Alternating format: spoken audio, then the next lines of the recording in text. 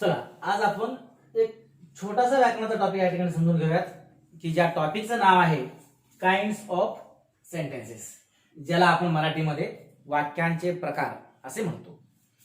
खरं तरी kinds of sentences म्हणजे वाक्यांचा प्रकार हा काही व्याकरणाचा स्वतंत्र असा घेण्यासारखा टॉपिक आहे का हो? नक्कीच नाही आहे.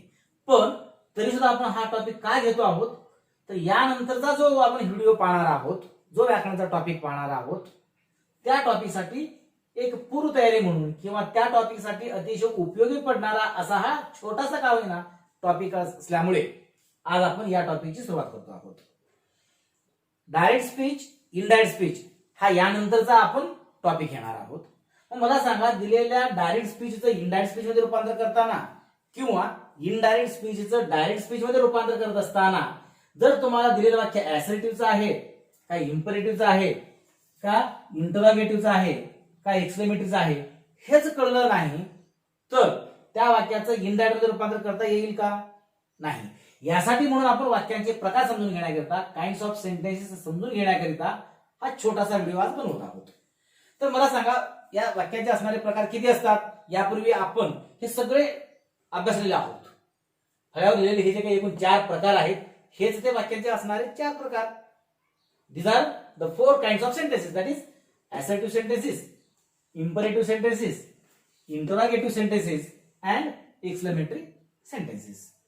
आता थोडासा या ठिकाणी आणखी पुढे जाऊन आपण हे समजून घेणार आहोत की दिलेलं वाक्य हे ऍसर्टिव्हचं आहे किंवा इम्परेटिव्हचं आहे किंवा इंटरोगेटिव्हचं आहे किंवा एक्सक्लेमेटरीचं आहे, हे कसं ओळखावं आणि ओळखतात ते समजून घेऊयात. जर दिलेल्या वाक्याची सुरुवात एखाद्या सब्जेक्टनी होत असेल आणि वाक्याच्या शेवटी फुलस्टॉप असणार असेल तर त्या वाक्याचा प्रकार असतो ऍसर्टिव्ह. ओके. आणि वाक्याच्या सुरुवातीस जर समजा मुख्य क्रियापद येत असेल आणि वाक्याच्या शेवटी जर फुलस्टॉप असणार असेल तर त्याला म्हणतात इम्परेटिव्ह सेंटेन्स.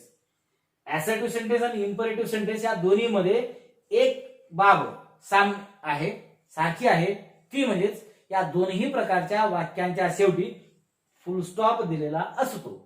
बरोबर आहे. हा जरी मुद्दा असला तरी देखील ऍसर्टिव्ह सेंटेन्सेस या प्रकारतील असणाऱ्या वाक्याची जी सुरुवात आहे ती सब्जेक्टनी होत असते, तर इम्परेटिव्ह सेंटेन्सेस या प्रकारातील असणाऱ्या वाक्याची सुरुवात एखाद्या मुख्य क्रियापदाने झालेली असते. ठीक आहे. एक उदाहरण घेऊया, तुम्ही तुमच्या लक्षात येईल. जर मी असं म्हणालो, सोहम is planting trees. ठीक आहे. तर या ठिकाणी वाक्याची सुरुवात होती आहे सोहम या सब्जेक्टने. जर समजा एखाद्या व्यक्तीचं, वस्तूचं, ठिकाणाचं नाव असणार असेल तर त्यास सब्जेक्ट असे म्हणतात आणि त्यानंतर व्हर्बच्या पुढील राहिलेला संपूर्ण भाग जो आहे त्यास प्रेडिकेट असं म्हणतात. असं आपण सब्जेक्ट अँड प्रेडिकेट नावाचा एक छोटासा व्याकरणाचा टॉपिक पाहत असताना पाहिलं होतं, आठवतं का बघा. ओके. म्हणून हा झाला तुमचा सब्जेक्टचा भाग, हा झाला तुमचा व्हर्बचा भाग आणि हा झाला तुमचा ऑब्जेक्टचा भाग. थोडक्यात काय तर यस, व्ही, ओ या पॅटर्न मध्ये बसणारं वाक्य असेल तर त्याला म्हणतात आणि म्हणावं ऍसर्टिव्ह सेंटेन्स. आणि वाक्याची सुरुवात जर समजा एखाद्या मुख्य क्रियापदाने होत असेल, उदाहरणार्थ टेक युअर स्टडीज सिरियसली, असं असणार असेल तर या प्रकारच्या वाक्याला म्हणतात इम्परेटिव्ह सेंटेन्स. वाक्याची सुरुवात मुख्य क्रियापदाने झालेली आहे, वाक्याच्या शेवटी फुलस्टॉप आहे. ओके. मग अजून एक वाक्य आपण पाहूयात आणि मग पुढील प्रकाराकडे जाऊयात. ऍसर्टिव्ह सेंटेन्सेस या प्रकारातील असणारा अजून एक उदाहरण आपण बघूयात. जर मी असं म्हणालो, गोविंदा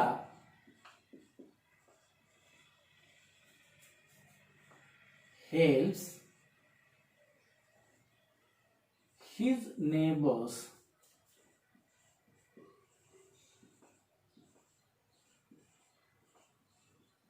ओके. हे एक वाक्य आहे.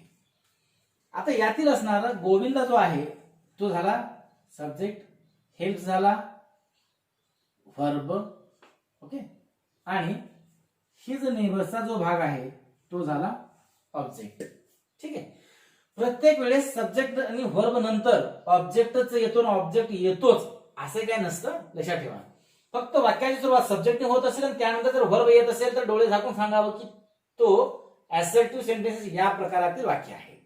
मी असं का म्हणालो, समजा मी जर असं म्हणालो he is sitting under a tree. मला सांगा आता या वाक्यातील असणारा अंडर अ ट्रीचा जो भाग आहे हा काय ऑब्जेक्ट आहे का? नाही. अंडर या प्रिपोजिशननी सुरू होणारा हा ऍडव्हर्बियलचा पार्ट आहे. ठीक आहे. पण ही सब्जेक्ट, इज सिटिंग व्हर्बचा भाग, प्रेझेंट कंटिन्युअस टेन्स मध्ये असणारा हा व्हर्ब आहे, म्हणून याला म्हणतात आणि म्हणावं असर्टिव्ह सेंटेन्स.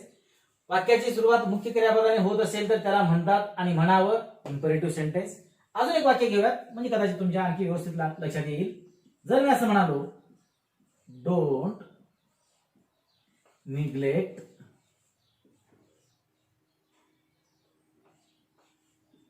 The poor. ठीक आहे. आता या ठिकाणी वाक्याची सुरुवात निग्लेक्ट या क्रियापदाचं निगेटिव्ह फॉर्म घेऊन झालेला आहे, म्हणून याला म्हणतात आणि म्हणावं इम्परेटिव्ह सेंटेन्स. फक्त फरक या दोन्ही वाक्यामध्ये एवढा असेल की हे आहे अफर्मेटिव्ह इम्परेटिव्ह सेंटेन्स आणि हे आहे निगेटिव्ह इम्परेटिव्ह सेंटेन्स.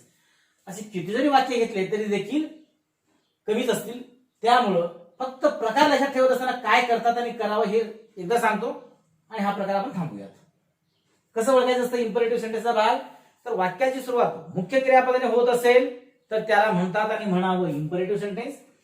वाक्याची सुरुवात जर समजा सब्जेक्टने होत असेल तर त्याला म्हणतात आणि म्हणावं असर्टिव्ह सेंटेन्स. आणि जर समजा एखाद्या वाक्याची सुरुवात वन ऑफ द हेल्पिंग व्हर्ब्सनी होत असेल तर मग त्याला काय म्हणतात हो?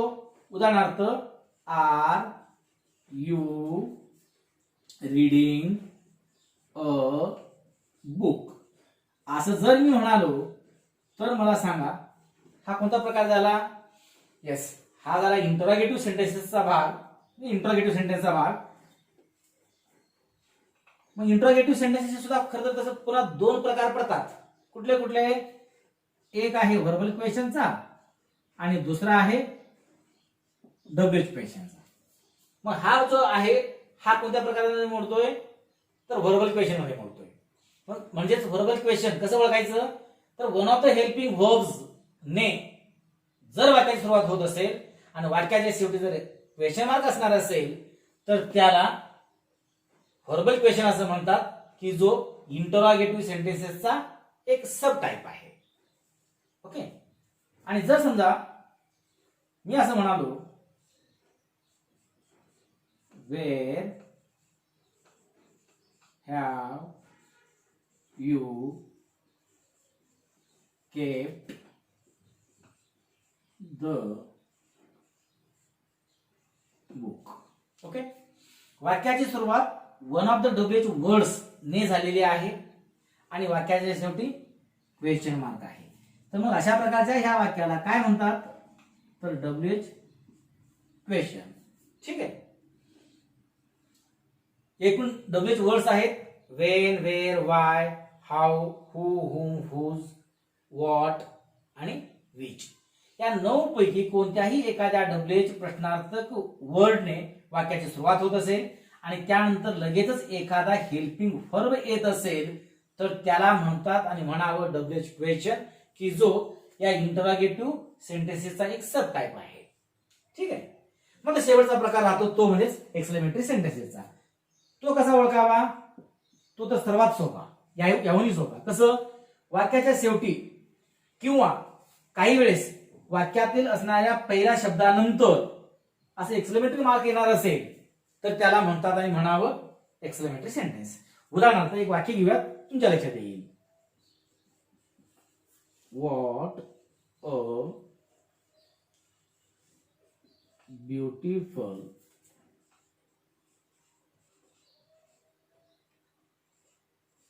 म्हणावं. ठीक आहे.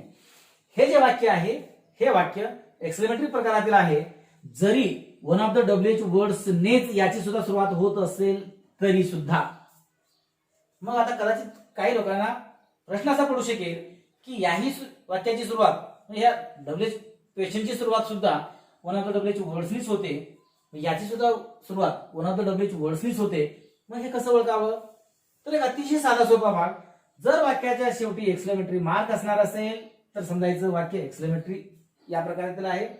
आणि वाक्याच्या शेवटी जर का क्वेश्चन मार्क असणार असेल तर त्याला म्हणावं इंटरॉगेटिव्ह सेंटेन्सेस या प्रकारातलं ते वाक्य आहे. हा एक महत्वाचा मुद्दा. आणखी एक छोटासा मुद्दा मगाशी जो मी सांगितलं जाता तुम्हाला, या WH वर्ड्स नंतर एखादा हेल्पिंग व्हर्ब आलेला असतो. या उलट एक्सक्लेमेटरी सेंटेन्स मध्ये या व्हॉट सारख्या शब्दानंतर अ किंवा अँड सारखा एखादा आर्टिकल आलेला असतो. तर हाऊ सारखा जर का शब्द तुम्ही घेतलात, उदाहरणार्थ हाऊ काइंड यू आर, तर या हाऊ सारख्या असणाऱ्या या WH वर्ड नंतर एखादा ऍडजेक्टिव्हच येतो आणि शेवटी एक्सक्लेमेटरी मार्क असतो. त्यावरून त्याला समजायचं एक्सक्लेमेटरी सेंटेन्स. समजलं? मग आता मगाशी मी हे असं बोललो होतो की एखादा शब्द त्यानंतर लगेच एक्सक्लेमेटरी मार्क दिलेला असतो, त्याही वाक्याला एक्सक्लेमेटरी सेंटेन्स असं म्हणावं. उदाहरणार्थ जर मी असं म्हणालो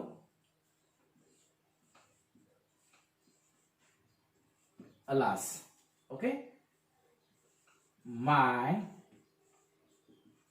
friend mate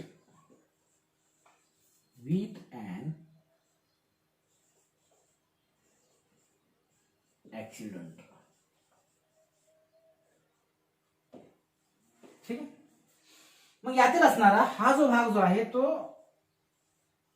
alas one of the interjections आहे. वन ऑफ द इंटरजेक्शन जर वापरलं गेलं असेल वाक्यामध्ये तर त्यास एक्सक्लेमेटरी सेंटेन्स या काइंड मध्ये ट्रीट केलं जातं.